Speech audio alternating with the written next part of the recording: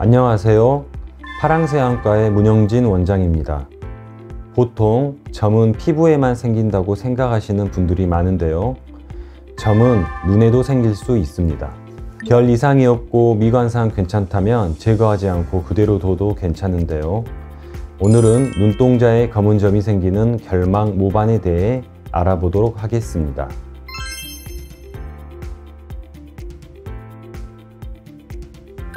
모반은 눈 앞면으로 발생하기도 하고 홍채 주변이나 눈 뒤쪽으로 위치한 망막 아래에 발생하기도 합니다. 눈의 흰자, 즉 결막에 생기는 점을 결막 모반이라고 합니다. 결막 모반은 자외선에 과도하게 노출되거나 결막에 상처가 생긴 이후에 발생할 수 있는데요. 우리의 피부에 기미가 생기는 것처럼 멜라닌 색소가 활성화되면서 결막에 점이 생기게 됩니다. 주로 10대 이후에 발생하는데요. 이는 시력에 영향을 주지 않고 별다른 증상이나 통증 등이 생기지 않기 때문에 크게 걱정하지 않으셔도 됩니다. 하지만 외관상 눈이 맑아 보이지 않고 충혈되어 보이는 등 보기에 좋지 않으면 제거하는 치료를 받을 수 있습니다. 또 통증이 있거나 40대 이후에 발생할 경우에는 악성일 가능성이 있으므로 병원에서 정확한 진단을 받으셔야 합니다.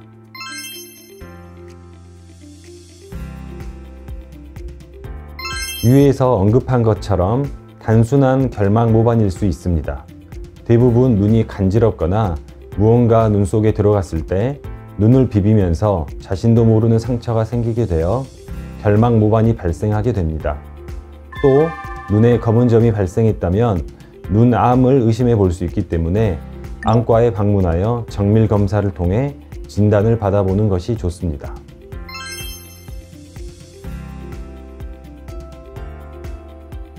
점이 노랗게 물집이 잡혀 검혈반이 부어오르면 익상편으로 발전해 난시가 진행될 수 있기 때문에 치료가 필요할 수 있고, 혈압이 높으면 눈 흰자 위를 덮는 얇은 막 속 혈관이 터지기 쉬워 흰자에 붉은 점을 만들 수 있습니다.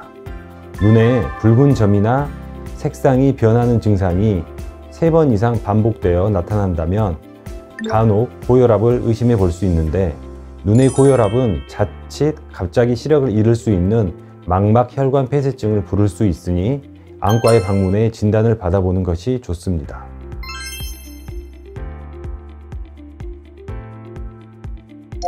평평하게 색깔만 검은색으로 변했다면 결막 모반일 수 있지만, 노랗게 부풀거나 튀어나와서 이물감 등이 발생한다면 검혈반을 의심해 볼 수 있습니다.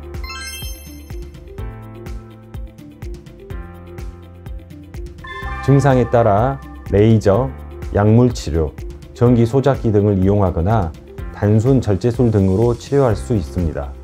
시술 시간은 국소 마취 후 5분에서 10분으로 짧고 대부분이 1차 치료로 제거가 가능하지만 기피에 따라 2차 치료가 필요한 경우도 있습니다. 대부분의 경우 레이저로 치료를 하는데요. 해당 부위에 레이저를 조사하여 깎거나 태우는 방식을 이용합니다. 결막 모반 제거 후에는 일상생활을 할 수 있지만 충혈 상태에서 지속될 수 있습니다.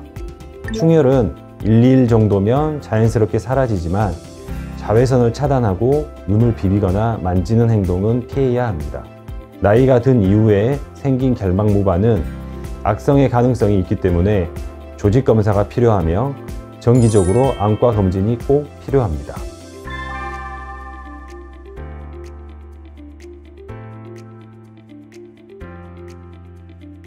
결막 모반을 예방하기 위해서는 외출할 때 자외선 차단에 더 신경을 쓰는 것이 좋습니다. 라식, 라섹 등으로 인한 안구 문제로 안구 건조증이 발생할 때 눈을 자주 비비거나 하면 찰가상이 결막 모반으로 이어질 수 있으니 평소 눈을 잘 관리하는 것이 중요합니다. 그럼 오늘 영상은 여기에서 마무리하겠습니다. 시청해 주셔서 감사합니다. 안녕하세요. 파랑새안과의 문영진 원장입니다. 자고 일어났더니 갑자기 눈이 붓고 아파서 안과에 오시는 분들이 많은데요. 물론 눈이 붓고 아픈 질환은 다양하게 있지만 오늘은 의외로 흔한 질병인 다리끼가 왜 나는지, 어떻게 치료할 수 있고 예방법은 무엇인지에 대해 알아보겠습니다.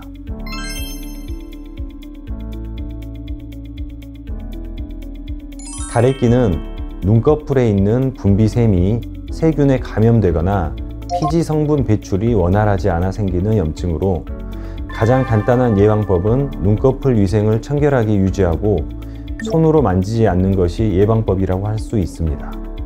염증이 발생한 경우 조기에 약물 치료를 하여 다래끼가 발생하지 않게 하는 것이 좋습니다.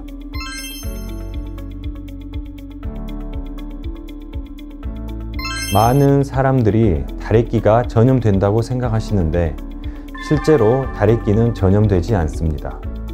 다래끼는 포도상 구균이라는 세균에 의한 감염성 질환이기 때문에 다래끼로 인한 전염은 걱정하지 않으셔도 됩니다.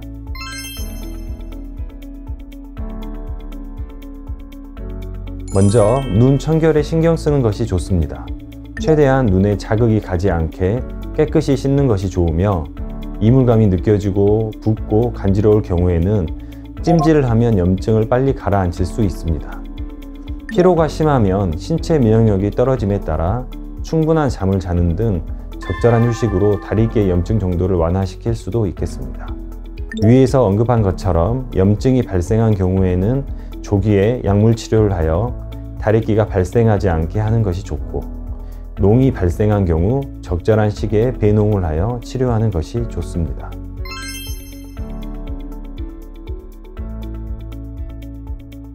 약물 치료 후에 온찜질이나 스테로이드 주사를 놓거나 절개에 염증을 제거해야 합니다. 다래끼는 재발이 쉬운 편으로 재발의 위험을 줄이기 위해서는 면역력 관리, 손과 눈을 깨끗이 하는 등의 예방법이 매우 중요합니다.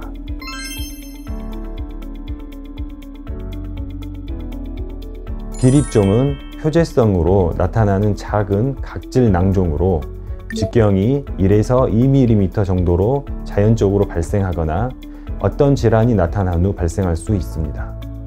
비립종은 저절로 사라지는 경향이 있고 지속적이면 내용물을 제거하여 치료를 할 수 있습니다.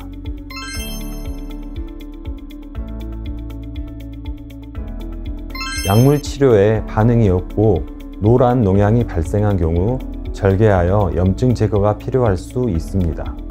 수술 후에는 세안은 가능하지만 눈에 물이 들어가지 않게 주의해 주시고 치료한 부위는 조심해야 합니다. 다래끼 시술 후 2-3일은 치료 주변부에 되도록 물이나 클렌징 폼 등이 닿지 않게 해주는 것이 회복에 도움이 됩니다.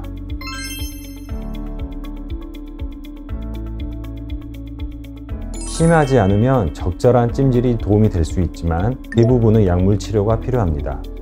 다래끼 초기이고 염증이 심하지 않으면 온찜질이 도움이 되고, 다래끼로 인한 통증과 붓기가 심하다면 냉찜질이 도움이 될 수 있습니다.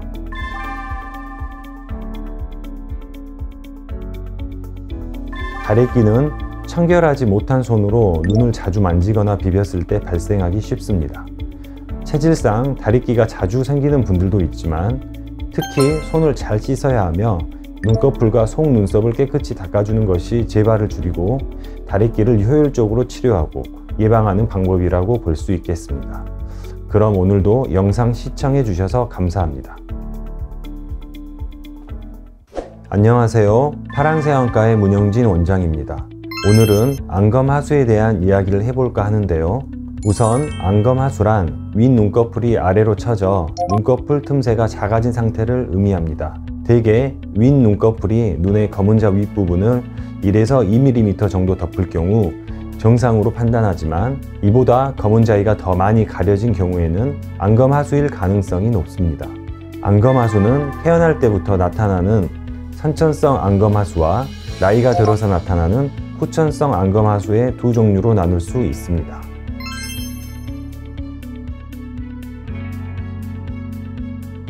일반적으로는 윗눈꺼풀에 연결된 눈꺼풀을 올렸다 내렸다 하는 근육의 힘이 약해져 발생하거나 윗눈꺼풀판 근의 선천적 발육 이상으로 눈을 뜨는 힘이 약해져 나타나게 되는데요. 후천적으로 노인성 변화나 외상이나 수술 후 눈꺼풀 올림근의 약화, 신경성 질환 혹은 전신성 질환에 의해 발생할 수 있습니다.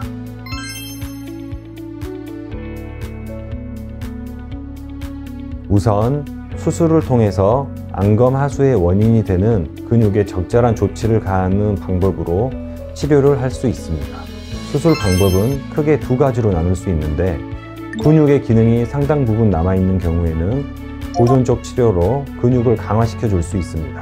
주로 눈꺼풀 올림근을 약간 절개하여 수축 강도를 높여주고, 만약 근육이 제 기능을 하지 못한다고 판단한 경우 근육막 같은 물질을 사용하여 처진 눈꺼풀을 올릴 수 있습니다. 이때 눈꺼풀 올림근의 힘줄을 윗 눈꺼풀 속과 이마근 속에 삽입하고 위로 당겨 윗 눈꺼풀판을 이마근에 매달아서 고정시키는 방법을 사용하거나, 또는 인공 근육막을 사용해 이마근과 연결해주는 수술법을 사용합니다.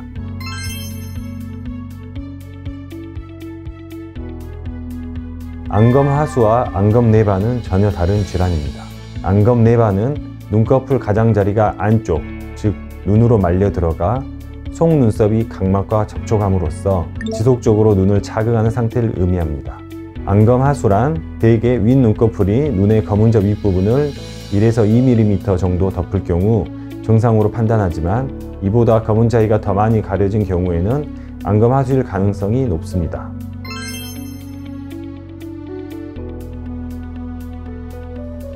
트라코마나 외상 때문에 결막이 생긴 반은으로 인한 반은성 내반, 아래 눈꺼풀의 경련이나 안대의 압박으로 생긴 경련성 내반, 나이가 들어 아래 눈꺼풀이 늘어지면서 생긴 노인성 내반, 속눈썹이 안쪽으로 향해 있는 선천성 내반 등으로 나뉩니다.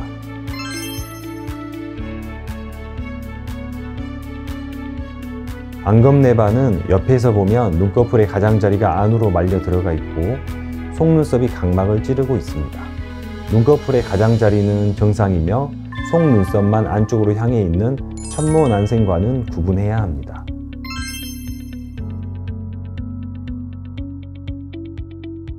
하안검 피부가 많아 주름이 생겨서 속눈썹이 안으로 향하는 경우로 아이가 자라면서 눈꺼풀도 함께 자라 2, 3세가 되면 상태가 좋아지는 경우도 있지만, 증세가 심해지고 각막 손상이 반복되어 수술이 필요한 경우가 발생하기도 합니다.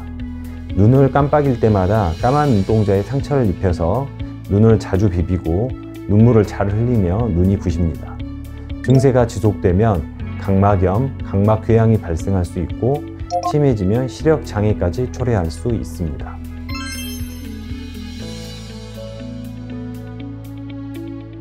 눈꺼풀 가장자리가 눈을 조금 찌를 때는 속눈썹을 뽑기도 하지만, 그것은 아이들에게 더 큰 고통을 줄 수 있습니다.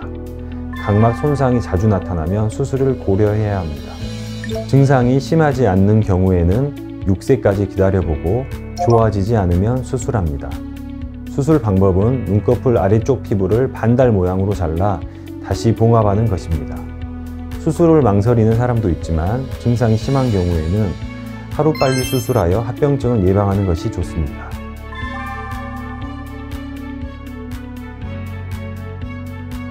눈을 뜨는데 인상을 쓰게 된다거나 천장을 바라보기 위해서 눈에 힘을 많이 줘야 하는 분들이라면 빨리 와서 안검하수 진단을 받으시고 올바른 방법으로 교정 받으시길 추천드립니다. 그럼 오늘 영상은 여기에서 마치도록 하겠습니다. 감사합니다.